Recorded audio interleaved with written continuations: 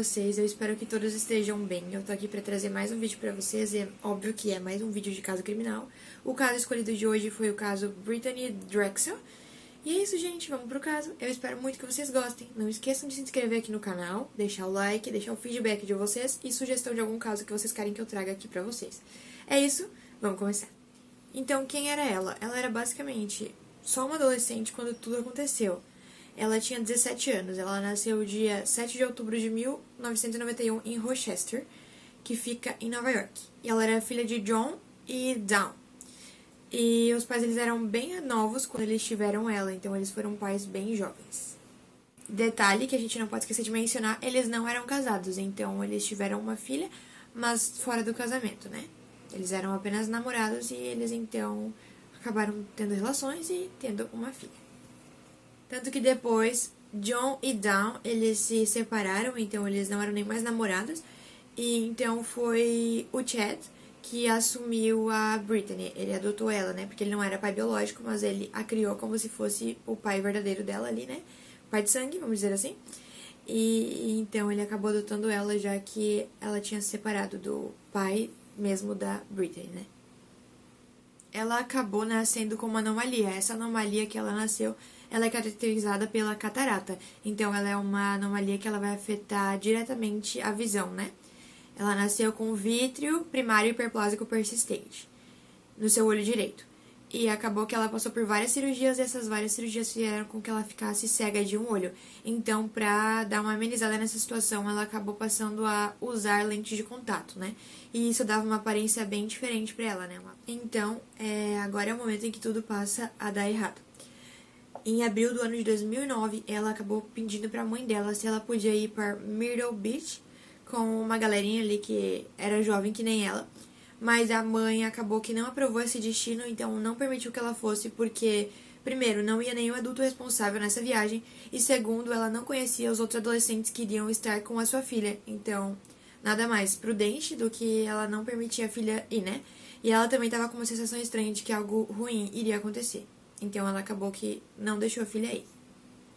Lembrando que não iam só adolescentes, né? O namorado dela também iria, que era o John Greco. Ele também ia junto e eles iam para esse destino que ele era muito comum das pessoas irem nas férias de primavera. Com a mãe dela não deixando ela ir para esse destino, ela então pediu para a mãe se ela não podia pelo menos se passar 2 dias na casa de algum amigo para poder se acalmar e se tranquilizar, porque isso de ela querer ir para essa Myrtle Beach gerou uma discussão muito grande entre elas, então o clima na casa ficou bem pesado. Então ela queria sair para dar uma esfriada na cabeça, então ela pediu para a mãe se ela podia ir na casa de algum amigo. E isso a mãe permitiu que ela fizesse. Só que o detalhe é que ela não foi para casa de nenhum amigo, isso foi só fachada. Ela acabou indo para o mesmo destino que ela tinha pedido antes e a mãe dela não tinha permitido que ela fosse. Então ela só pediu para ir na casa do amigo para disfarçar e acabou indo com os adolescentes para Carolina do Sul, lá na praia onde ela queria ir anteriormente.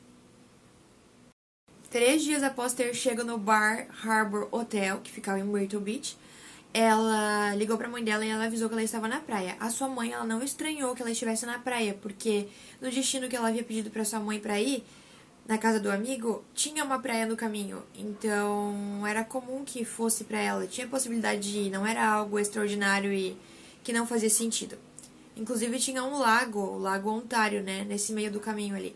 Então, tinha a possibilidade de ela ir pra esses destinos, mesmo sem ir pra Myrtle Beach. Por isso, sua mãe não desconfiou de nada. E também porque naquele dia, Rochester tinha chegado aos 30 graus Celsius. Então, tava, muito quente. O que tava super propício pra ir pra praia, pra piscina, pro lago, pra qualquer local que tivesse possibilidade de você se refrescar, né? Agora, vamos falar sobre o ocorrido. Naquela noite em que eles haviam chegado lá em Myrtle Beach, por volta das 8 horas da noite, né? Ela deixou seus amigos à beira-mar do bar e foi caminhar 2 quilômetros mais ou menos, né? Pela South Oceano Boulevard, porque ela ia encontrar um amigo de longa data que ele estava hospedado em outro hotel, né? No Blue Water Resort. Então, as câmeras de segurança flagram ela chegando no hotel, no Blue Water Resort, por volta das 8 horas. Ela estava com uma bolsa bege, vestindo uma regata preta e branca e chinelo e shorts. Ela é flagrada também saindo de lá por volta das 8h45.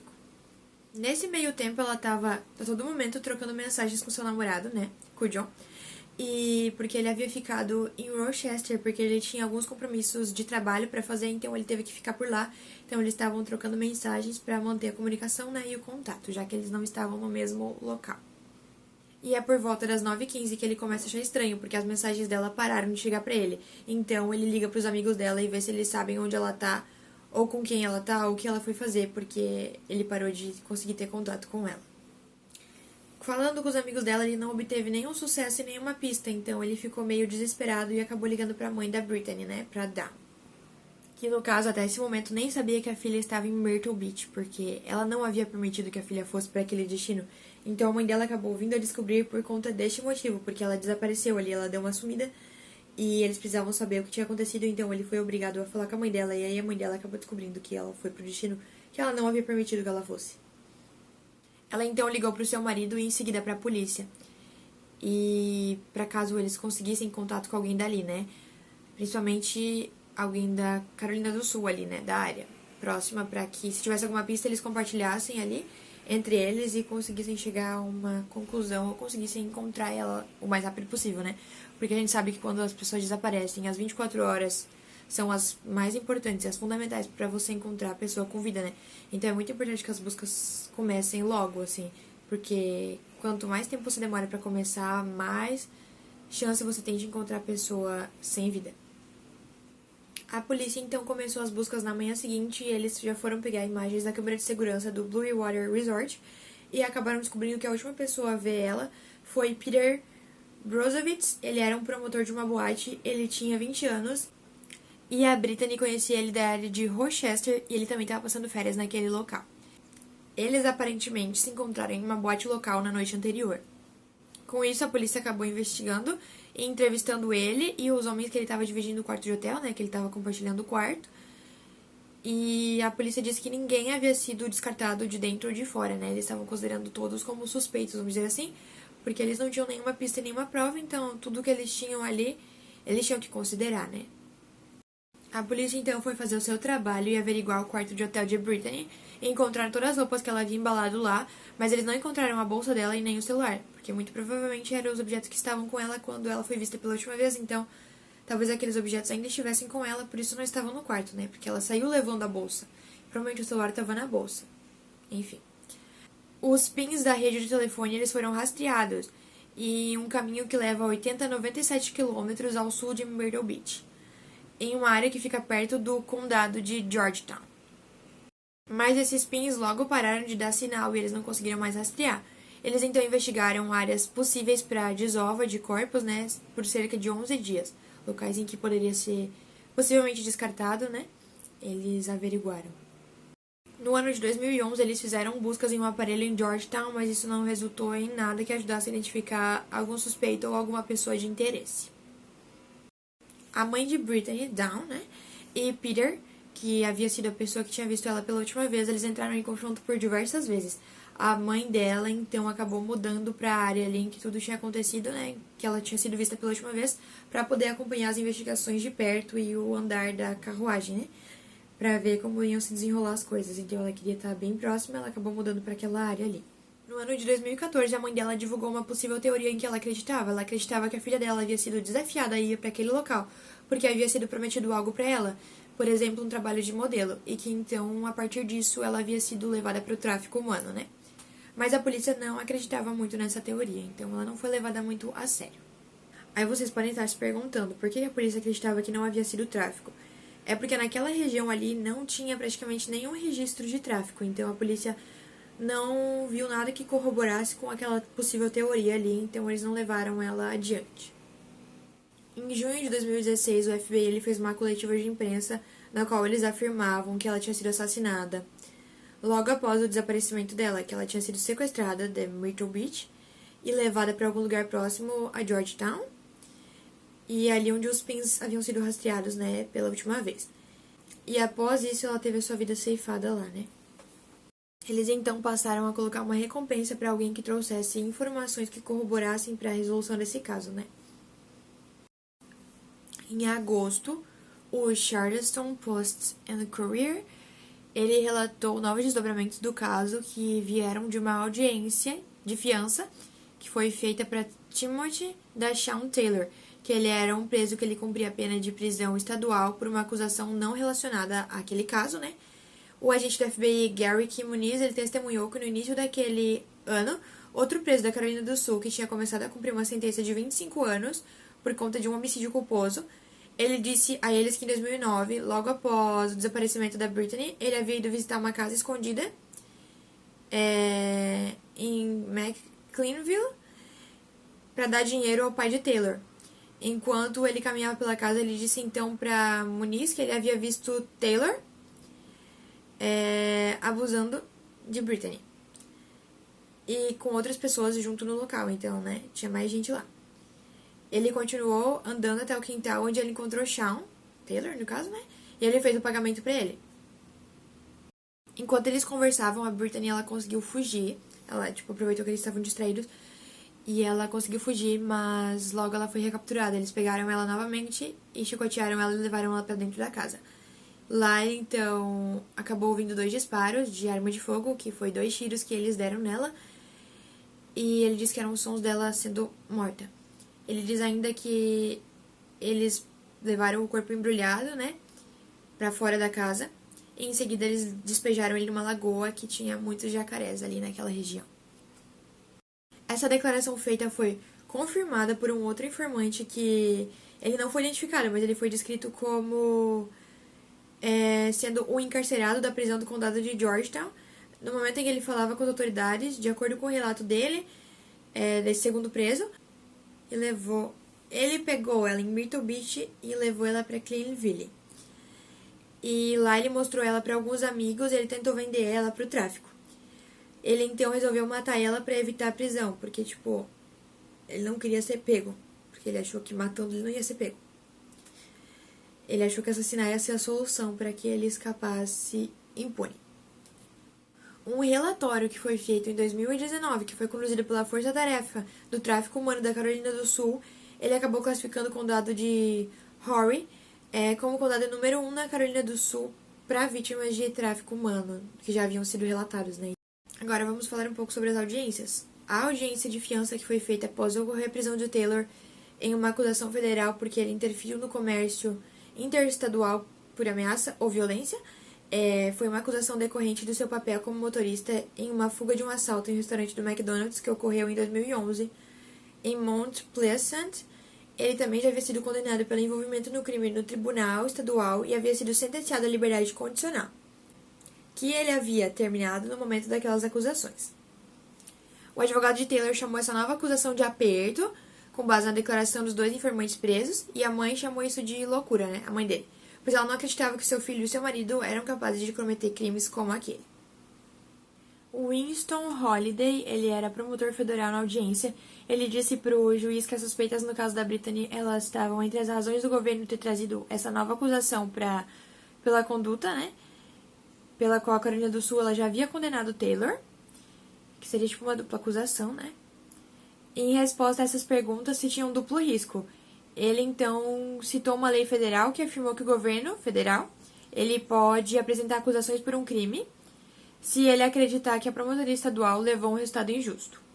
Nesse caso, eles observaram que os outros 2 participantes do assalto no McDonald's lá, né? Eles foram condenados à prisão, como o atirador, que atirou 2 vezes no caixa do restaurante, cumprindo pena mínima de 25 anos. No ano de 2017, em junho, foi feito um teste de polígrafo, que é detector de mentiras, basicamente, né? E algumas respostas foram rotuladas como enganosas pela polícia. De acordo com o que eles tinham sobre a sentença do governo federal, o único conhecimento que eles tinham, né, sobre isso, era no qual Taylor admitiu e envolveu ter ouvido parte de uma discussão entre 2 pessoas sobre quem tinha o celular da Brittany. Uma discussão que, segundo ele, deixou ele desconfiado. Quando ele foi conectado ao polígrafo e perguntaram se ele tinha visto ela após o seu desaparecimento ou se ele sabia de alguém que estava envolvido, através das respostas dele, o examinador afirmou que ele não estava sendo verdadeiro com o que ele estava falando. Então eles fizeram um acordo de confissão, na qual ele ia enfrentar pelo menos 10 anos de pena, né? Por conta da participação no roubo que havia ocorrido em 2011, lá no McDonald's. Depois de fazerem a revisão dos resultados com o advogado, O examinador tentou continuar, mas Taylor estava bem irritado e ele não quis continuar com aquilo ali. Ele estava bem estressado, então eles pararam por ali, né? O memorando que pertencia ao governo recomendava para esse crime uma pena mínima. Antes da audiência de sentença ser agendada, eles descobriram que Taylor ele havia violado os termos da fiança dele e que ele foi mantido na prisão do condado de Charleston em agosto. Aí o juiz David Norton ele ordenou que a fiança dele fosse restabelecida com a condição de que ele ficasse em prisão domiciliar até que a Suprema Corte tomasse uma decisão, né?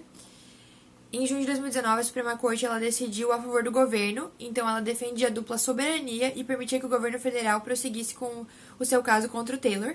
6 meses depois, o juiz então condenou ele a 319 dias de prisão após ele fazer uma confissão forçada de culpa. Em fevereiro, um dos informantes deu uma entrevista por telefone à estação de Rochester, WEC TV, onde ele foi encarcerado. Ele disse que realmente ele viu a Brittany 4 vezes após ela desaparecer. Além daquele primeiro encontro, ele disse que viu ela novamente um mês depois e nesse momento ela foi morta. Ele disse também que viu ela sendo abusada por um grupo de 8 a 12 jovens no esconderijo de McClellanville no dia 27 de abril. E 2 dias após o seu desaparecimento, ele não reconheceu ela na época, mas ele reconheceu um mês depois, quando surgiu uma publicidade em torno do caso. O segundo encontro que ele tinha tido com ela aconteceu alguns dias depois. E foi o evento que ele descreveu para a FBI com os tiros dentro do prédio e que o corpo foi levado em um tapete. Já o terceiro encontro com a Brittany aconteceu quando ele viu ela em uma estrada de terra percorrida perto da residência do seu primo. A última vez que ele viu ela foi no final de maio. Mais uma vez foi na propriedade do primo dele. Ele testemunhou ela sendo assassinada por um homem que ele apenas conhecia como Nate e que ele atirou nela 2 vezes com uma espingarda de cano duplo. Ele e seu amigo partiram imediatamente, porque se eles tivessem permanecido naquela cena do crime, eles teriam sido considerados cúmplices. A WEC TV foi capaz de corroborar com o relato do informante. A descrição que eles tinham do armazenamento de McClellanville coincidiu com a própria reportagem da emissora de uma visita que havia sido feita em 2016. O relato da segunda visita, quando acreditavam que Brittany havia sido baleada, é coerente com a história original contada por FBI. O primo que havia sido citado e que era o dono da propriedade, ele foi supostamente morto. Outra testemunha que havia nomeado, eles não puderam encontrar. Esse informante acabou entrando com uma ação contra Muniz, Holiday e outros funcionários federais que identificaram ele publicamente ou tiveram papel nisso. Ao fazer isso, ele disse que eles deram para ele uma reputação de delator e colocaram a vida dele em perigo. Ele disse que Taylor ofereceu recompensa a qualquer um que matasse o informante, inclusive. Então ele estava correndo risco pra caramba, fazendo tudo que ele estava fazendo ali, porque ele estava delatando o que ele sabia sobre aqueles crimes todos. Prisão e confissão de culpa. Em maio de 2022, Raymond Moody, que tinha 62 anos, ele era um criminoso sexual, ele já tinha passagens por crimes desse gênero pela polícia, né? Ele se entregou no gabinete do xerife do condado de Georgetown, baseado em uma acusação de obstrução de justiça. A polícia tinha considerado ele como pessoa de interesse já naquela época, em 2012. E ele confessou o crime em 4 de maio de 2022 e mostrou o local onde eles poderiam encontrar os restos mortais da Brittany. Então, a polícia escavou o local em que ele mostrou e dia 11 de maio os restos foram encontrados. Eles estavam enterrados em uma unidade privada fechada fora de Georgetown, cerca de 4 metros do chão. Foram identificados como sendo da Brittany através de arcadas dentárias e de registros de DNA. Isso tudo no dia 15 de maio, né? Essa identificação ela foi possível. No mandado de prisão constava que ela havia sido estrangulada e depois enterrada na manhã do dia 26 de abril de 2009, né? Então ela desapareceu dia 25 e dia 26 ela foi morta. O gabinete do xerife do condado de Georgetown, junto com a família da Brittany, eles tornaram essa informação pública no dia seguinte, que era, no caso, dia 16 de maio, junto com o anúncio da prisão do Raymond. Gente, observação, se alguma pronúncia estiver errada, vocês me desculpem. Eu estou tentando falar da forma que eu acho que é correta, ou da forma como se lê. Ele então foi preso e acusado novamente de assassinato, sequestro e de conduta sexual criminosa de primeiro grau. Tudo isso supostamente ocorreu no dia em que ela desapareceu, no caso, dia 25, né? E no dia 19 de outubro, ele se declarou culpado de todas as acusações e ele foi condenado à prisão perpétua com mais 2 penas consecutivas de 30 anos. Então, gente, esse foi o caso. É um caso solucionado, resolvido. E esperamos que a justiça seja feita. E meus sentimentos à família. E é isso, gente. É só isso que eu tenho pra falar. É um caso bem triste e bem pesado também. E serve pra que a gente tenha eles como alerta, né? Pra que a gente tome bastante cuidado na nossa vida, no nosso dia a dia. E nas pessoas que estão ao nosso redor, no nosso convívio, pros locais em que a gente frequenta, né? Que a gente tome bastante cuidado. E que a gente escolha a dedo as pessoas que vão estar andando com a gente, os locais que a gente vai querer ir. E que se alguém sentir que vai acontecer alguma coisa e nos alertar que a gente não vá para aquele local, porque pode ser que isso poupe a nossa vida. Isso, uma ida para um lugar que você não tem certeza de se é bom você ir, pode custar a sua vida. Então é isso, gente. Esse foi o vídeo. Espero que vocês tenham gostado. Deixem a opinião de vocês aqui embaixo e sugestões de vídeo que vocês querem que eu traga pro canal. E é isso. Tchau. Até o próximo vídeo.